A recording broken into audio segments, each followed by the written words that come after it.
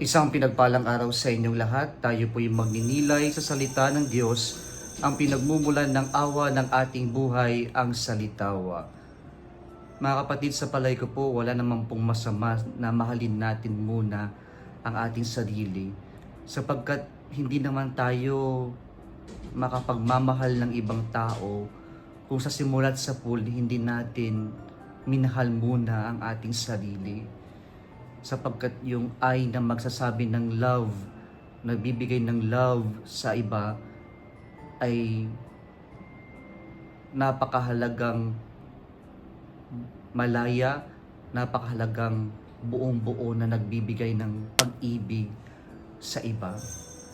Kaya po sa ating pagninilay ngayon, nagiging masama lamang ang mahalin ang sarili ng sobra-sobra sa punto na makalimutan natin ang magmahal ng ating kapwa-tao. Sa ating ebanghelyo ngayon, narinig po natin ang paglapit ng isang mayaman na binata sa Diyos para magtanong ano bang mabuti ang kanyang kailangan gawin para makapasok sa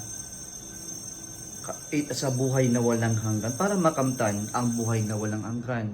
At slowly, the Lord guided this rich young man to really realize what he needs to do in order to gain eternal life.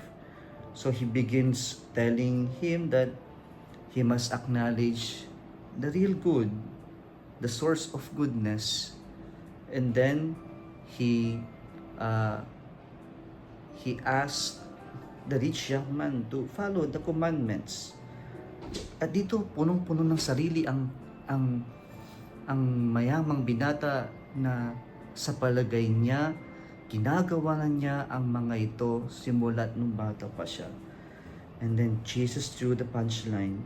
Sabi niya, if you wish to be perfect, go sell what you possess and give the money to the poor and you will have treasure in heaven. Dito po umalis na malungkot ang batang mayaman. Mga kapatid, pinapatunayan sa atin ng ating ebanghelyo ngayon na ang buhay na walang hanggan ay posible lamang sa Diyos. At pinapaalala din sa atin, mga kapatid, na hindi naman masama ang maging mayaman o magkaroon ng yaman. Pero nagiging hadlang ito kapag yung sarili lang natin ang nakikita natin at makaligtaan natin magmahal ng ating kapwa-tao. So my dear brothers and sisters, whatever God has entrusted to us are meant to be used to praise the Lord and to help our brothers and sisters. It is a good reminder then that we are all stewards of the Lord. Kung nagustuhan mo ang video na ito, huwag kalimutang mag-like, i-share at mag-subscribe sa Salitawa Facebook page and YouTube channel. Muli isang pinagpalang araw sa inyong lahat.